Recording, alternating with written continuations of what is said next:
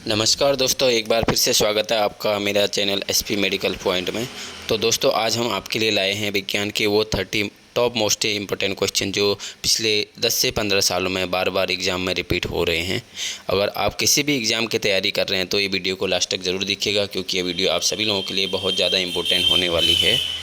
और अगर आप लोग चैनल में नए हैं तो प्लीज़ चैनल को ज़रूर सब्सक्राइब करिएगा और बेल आइकन को दबाना नहीं भूलिएगा। तो चलिए शुरू करते हैं आज के सारे क्वेश्चन। तो सबसे पहला क्वेश्चन है, रक्त को शुद्ध करने वाला अंग कौन सा है? मतलब जो हमारा ब्लड होता है उसको कौन फ़िल्टर करता है? तो जो रक्त को फ़िल्टर करता है वो है किडनी। किडनी हमारे रक्त को फ़िल्टर करके हमारे बॉडी के सारे पार्ट्स तक पहुंचाता है। और इस पे मैंने नीचे कमेंट्स में दिया हुआ है कि रक्त को कैसे फ़िल्टर किया जाता है, और आप डायग्राम से भी समझ सकते हैं कि रक्त फ़िल्टर कैसे होता है। और अगला क्वेश्चन है, मनुष्य के शरीर का सबसे बड़ा आंतरिक अंग कौन सा है? आंतरिक अंग मतलब इंटरनली ऑर्गन कौन सा है जो सबसे बड़ा है? वो है लीवर। लीवर मनुष्य के शरीर का सबसे बड़ा आंतरिक अंग है। और ऐसे बाहरी अंग जो होता है वो होता है स्किन। इसके अंदर आपके दो क्वेश्चन बन जाते हैं, एक आंतरिक अंग का लीवर और बाहरी अंग का स्किन। और इसके अलावा तीसरा क्वेश्चन है जो मैं अभी आपको रिपीट कर रहा था, मनुष्य के शरीर का सबसे बड़ा बाहरी अंग कौन सा है? मनुष्य के शरीर का जो सबसे बड़ा बाहरी अंग है वो है त्वचा। और त्वचा शरीर का सबसे बड़ा अंग है। यह आँख कान मुंह मूत्र मार्ग मलाशय और महिलाओं की योनि के लिए पूरा छिद्रों के साथ शरीर के पूरे बाहरी हिस्सों का कवर करता है। ये हमारे शरीर का जो बाहरी सबसे बड़ा अंग है। और चलिए नेक्स्ट क्वेश्चन की तरफ बढ़ते हैं। जो हमारा नेक्स्ट क्वेश्चन होने वाला है वो काफ़ी इम्पोर्टेंट होने वाला है। और वैसे तो मैंने सारे जो जितने भी क्वेश्चन हैं सारे इम्पोर्टेंट क्वेश्चन ही इस वीडियो में रखे हैं। अगला क्वेश्चन है, मानव शरीर में गुणसूत्र की संख्या कितनी होती है? मानव शरीर में जो गुणसूत्र की संख्या होती है 46।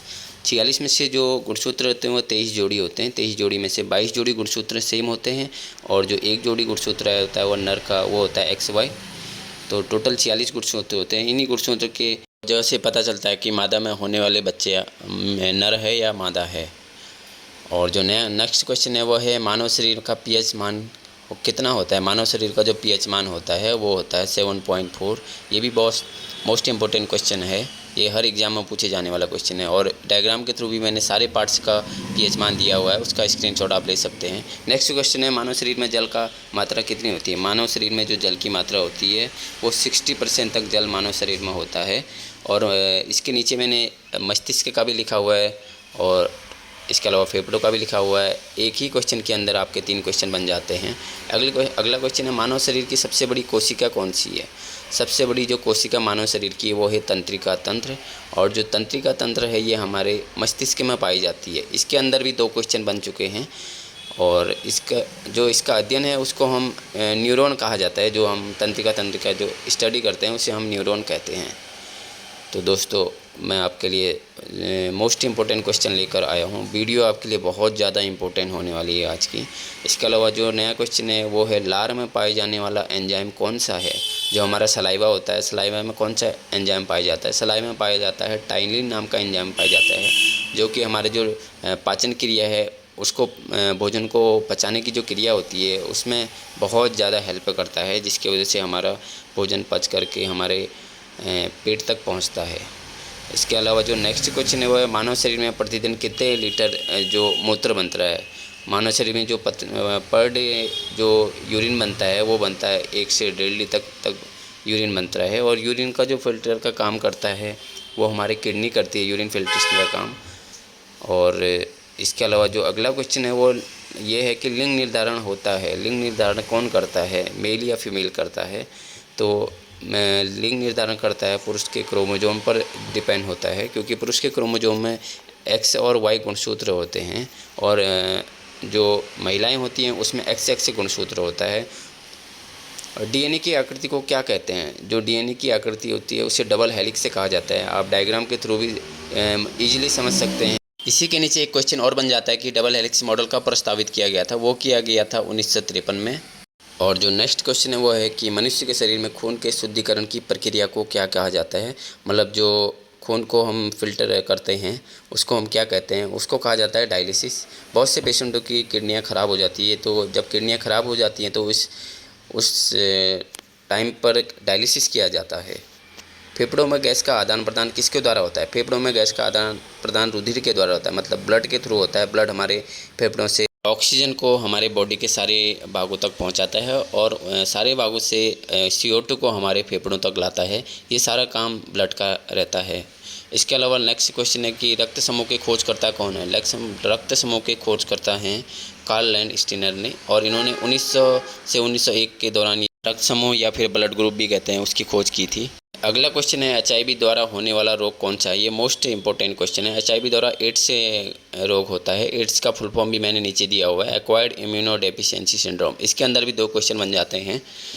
अगला क्वेश्चन है रक्तचाप मापने के लिए किस उपकरण का प्रयोग किया जाता है? रक्तचाप मतलब ब्लड प्रेशर। ब्लड प्रेशर को हम नापते हैं स्पेग्नोमैनोमीटर के थ्रू नापा जाता है ब्लड प्रेशर, और ब्लड प्रेशर जो नॉर्मली होता है वो होता है 120 से 80। अगला क्वेश्चन है इंसुलिन हार्मोन किस अंग से स्रावित होता है?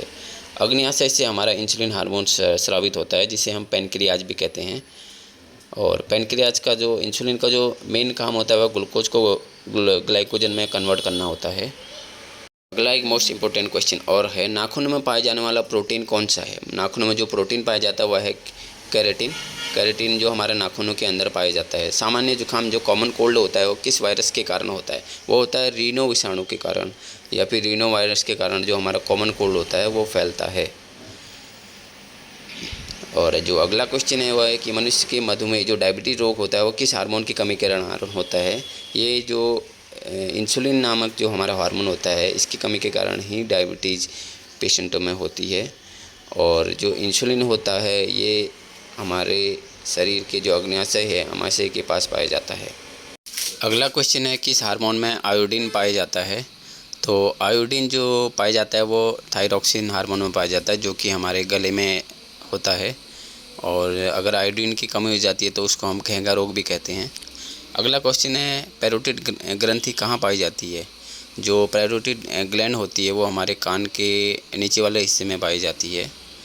और ये बहुत ज़्यादा बार क्वेश्चन पूछा गया है एग्ज़ाम में। अगला क्वेश्चन है मानव शरीर की सबसे बड़ी धमनी या फिर लार्जेस्ट आर्टरी कौन सी है?